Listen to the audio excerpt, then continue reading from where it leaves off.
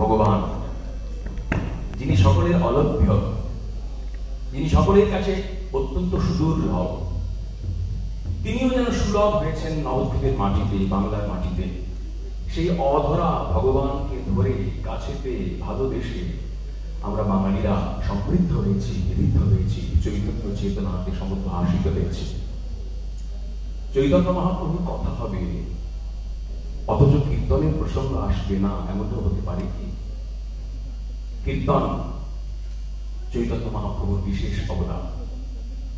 শুধু তাই নয়, যার প্রসঙ্গে একটু আগে বললাম, বৃন্দাবন দাস ঠাকুর মহোদয়, তিনি ঐতিহাসিক গ্রন্থ চৈতন্য ভাগবতের মঙ্গলাচরণ প্রসঙ্গে যে জনপ্রিয় শ্লোক দিয়ে বন্দনা কর্মটি সম্পাদন করেছেন, সেই জনপ্রিয় ঐতিহাসিক শ্লোক আজানুলম্বিত ভুজৌ কনকাবদাতৌ সংকীর্তনৈক পিতরৌ কমলায়তাক্ষৌ বিশ্বম্ভরৌ দ্বিজবরৌ যুগধর্মপালৌ বন্দে জগৎপ্রিয়করৌ করুণাবতারৌ।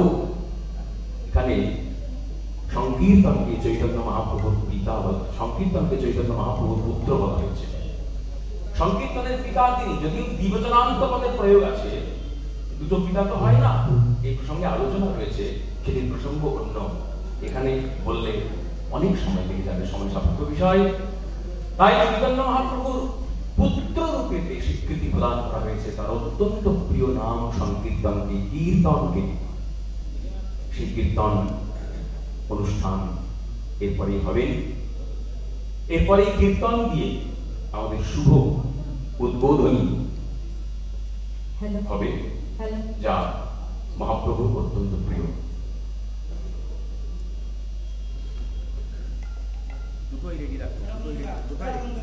আমরা এতক্ষণ শুনলাম, উপভোগ করলাম গীতা ধ্যান মন্ত্র উদ্গান।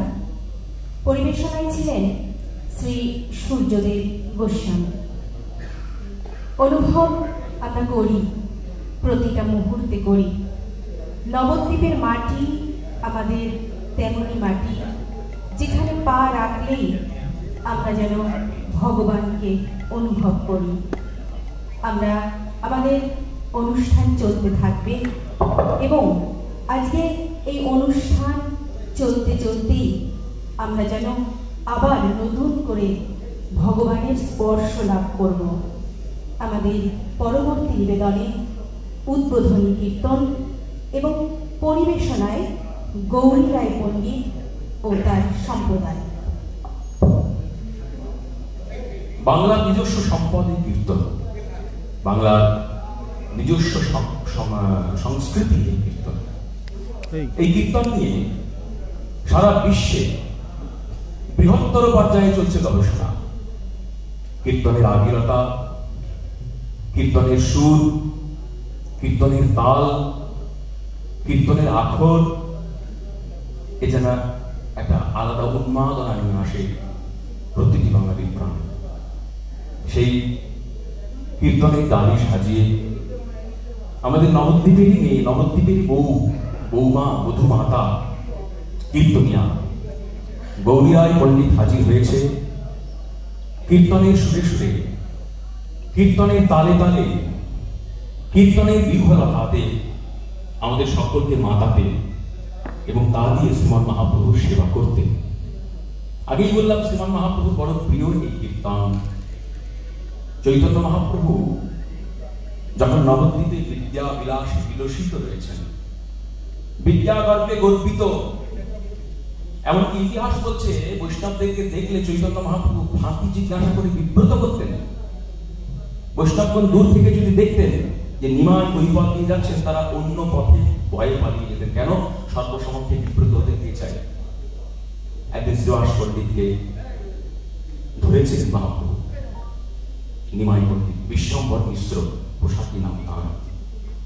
শ্রীবাস পণ্ডিত সর্বপ্রথমে নিমাইকে জিজ্ঞাসা করেছেন, আচ্ছা তুমি যে এত পড়াশোনা করছো, এত ছাত্র পড়াচ্ছ, বিদ্যাসাগর উপাধি পেয়েছো, খুব ভালো কথা, আচ্ছা বলো তো পরে কেন লোক?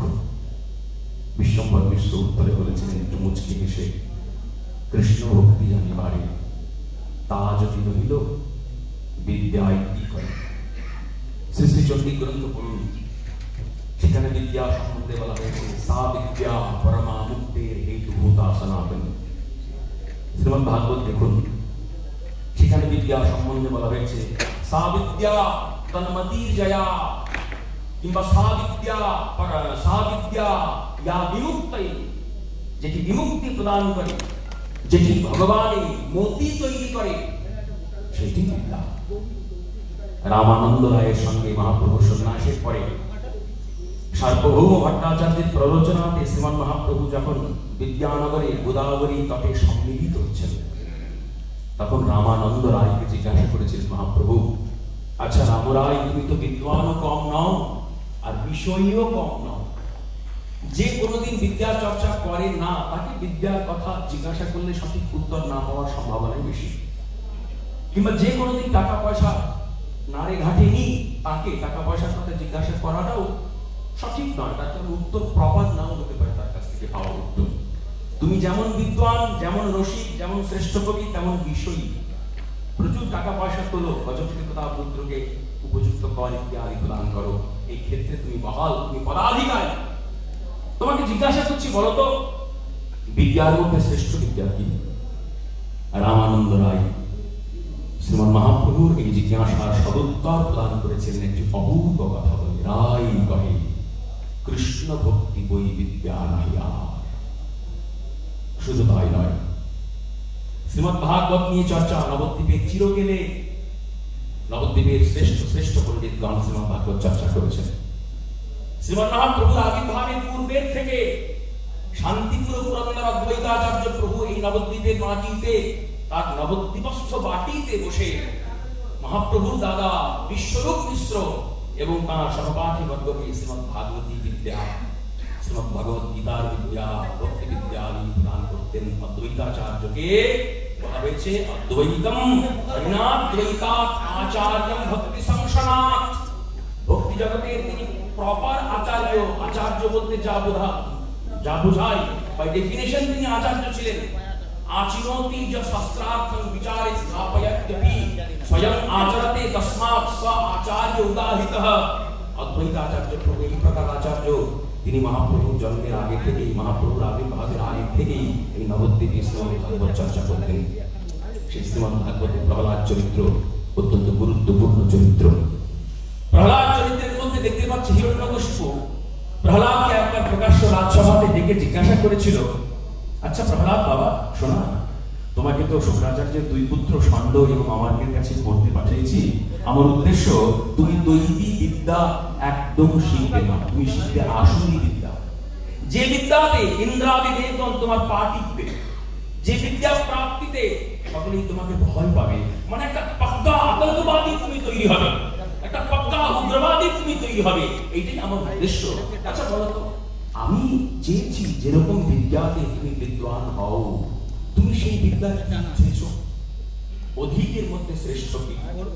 প্রহ্লাদ মহোদয় বাবা হিরণ্যকশিপু এই জিজ্ঞাসার উত্তরে বলেছিলেন, শ্রবণম কীর্তনম বিষ্ণুঃ স্মরণম পাদ সেবনম অর্জনম বন্দনম দাস্যম সক্ষমাত্ম নিবেদনম ইতি পুংসা গীতা বিষ্ণু ভক্তিশ্চিন্নব লক্ষণা ক্রিয়তে ভগবদ্ধাতন্মন্দিতমুত্তমম।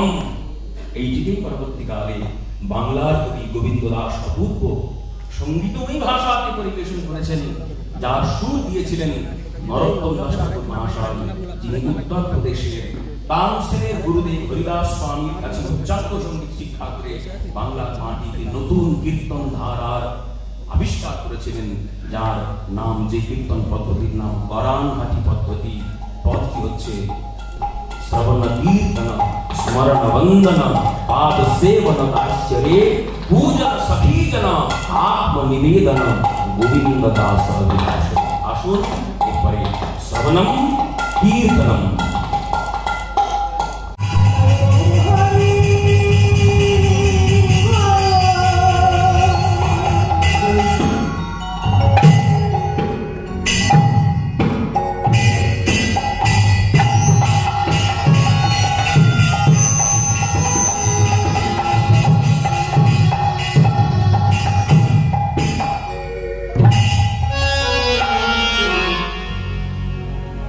যদি গৌর না হইত কেমন হইত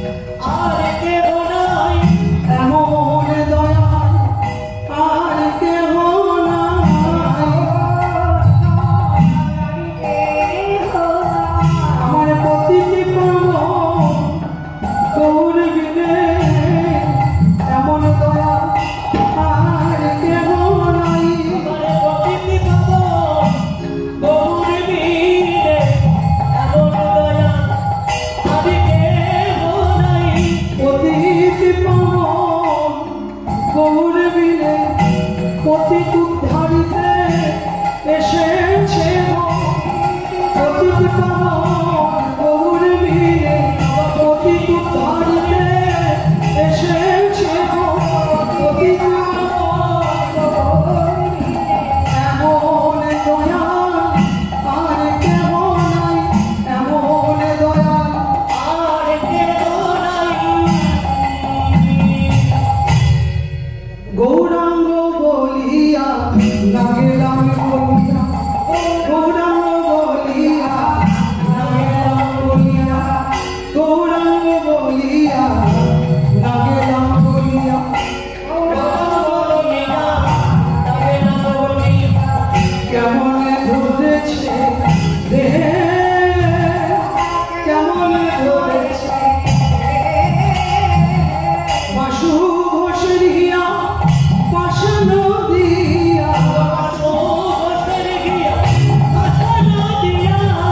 বাসু ঘোষরিয়া পাশান দিয়া,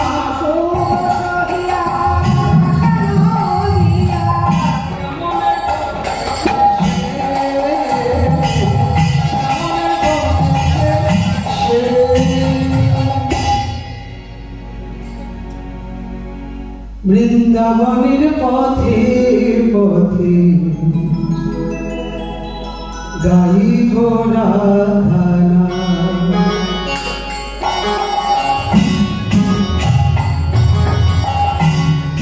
বৃন্দাবনের পথে পথে গাই ঘোড়া ধানা,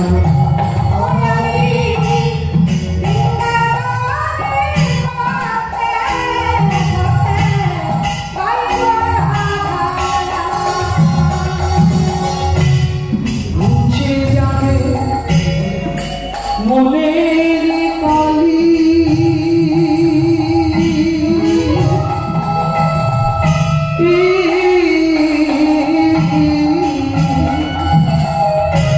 পূর্ণ হবে মনস্কাম, বৃন্দাবনে পথে পথে গাইব রাধা।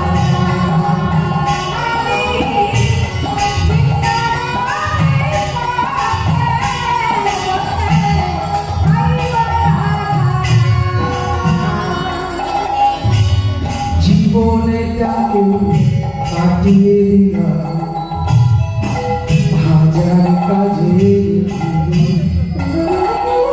আমি জীবনটাকে কাটিয়ে দিয়া হাজার কাজে, অন্তিমে সব অসার ভেবে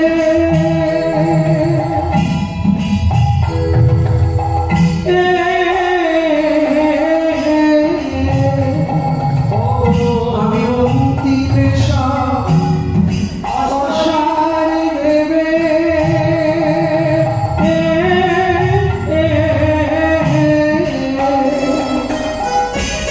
এলাম তোমার দ্বারে, ভিক্ষা পাত্র লয়ে হাতে, ভিক্ষা পাত্র লয়ে হাতে, ভিক্ষা পাত্র লয়ে হাতে, ভিক্ষারি সাজিয়া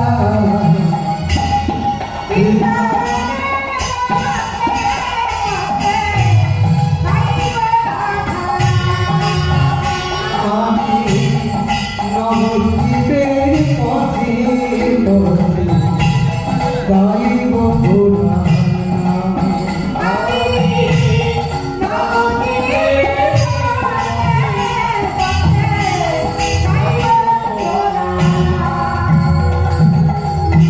তোমার কৃপা পেলে আমার পূর্ণ হবে জীবন,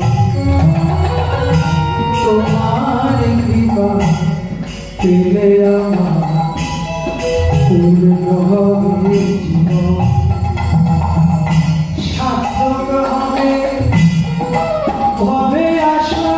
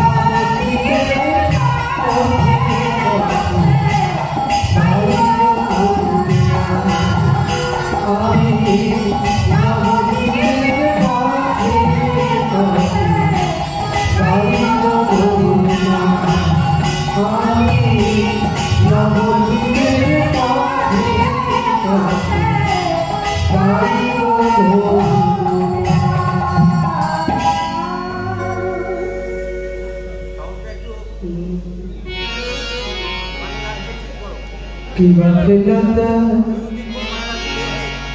খেলত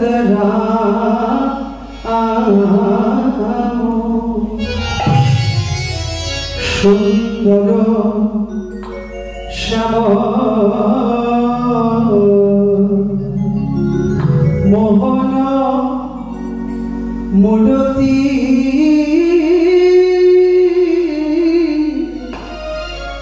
মধুর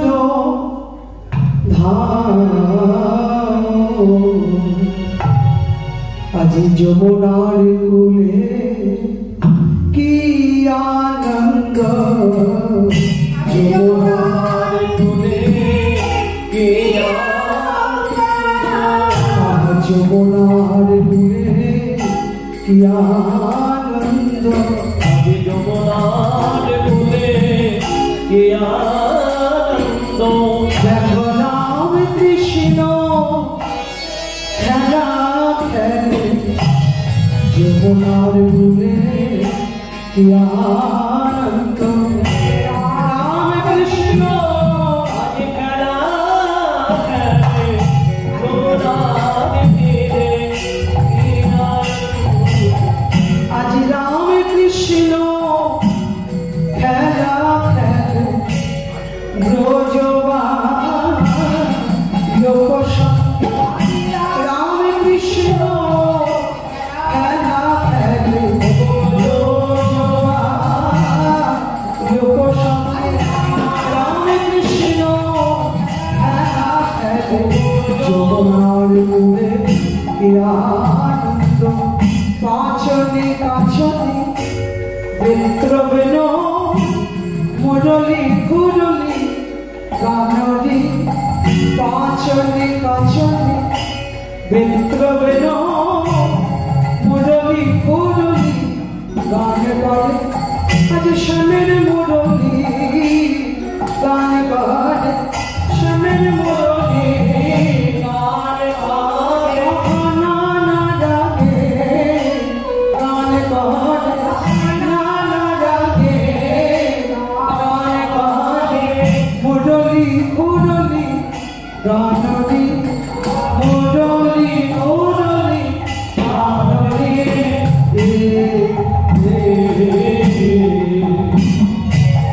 প্রিয় শ্রীরাম সুদাম মিলি প্রিয় শ্রীরাম সুদামনি তপন তনয় তীরে গেলি প্রিয় শ্রীরাম গেলি তপন তনয় তীরে গেলি ধাবলি শ্যামলি আওরি আওরি ফুকারি চলত কানরি ধবলি শ্যামলি আওরি আওরি ওকারে চালত তাকে ধবলি শ্যামলি ফুকারি চলত ধবলি শ্যামলি কালি কমলি ধবলি শ্যামলি কালি কমলি ধবলি শ্যামলি ফুকারি চলত কানরি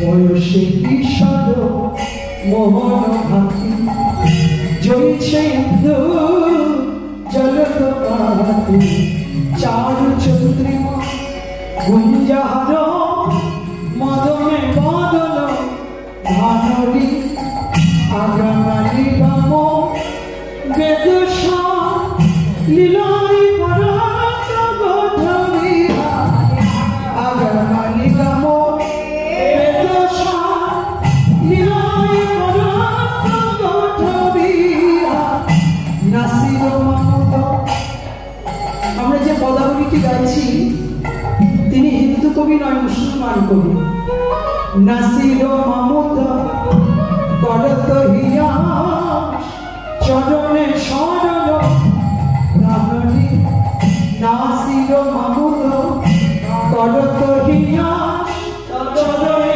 শরণ আমি শরণ নিলাম ওই চরণে শরণ নিলাম ওই চরণে শরণ নিলাম নাসির মামুদ বলে আমি শরণ নিলাম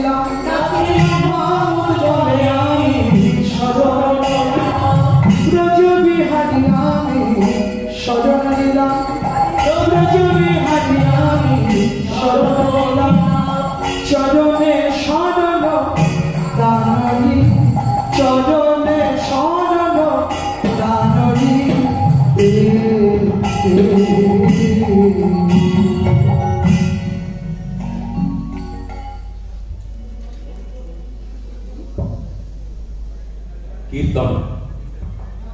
আপনারা সকলেই আস্বাদন করলেন।